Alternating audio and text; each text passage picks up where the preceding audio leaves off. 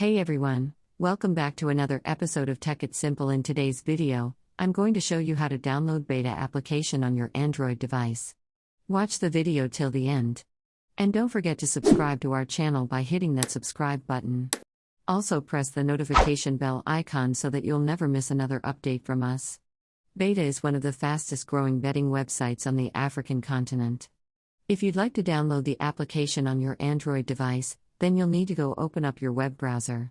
Since the application is not available on your Play Store, simply open up your web browser and in the search area at the top type in app. BETIKA.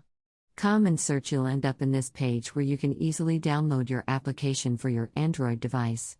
Simply tap on this download link that says download for Android and tap on the OK button in the pop-up below.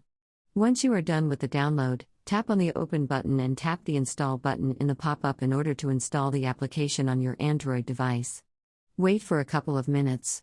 And once the app is installed on a device, you will know it will open up this kind of a message over here. Tap on the Open button to launch the app opening.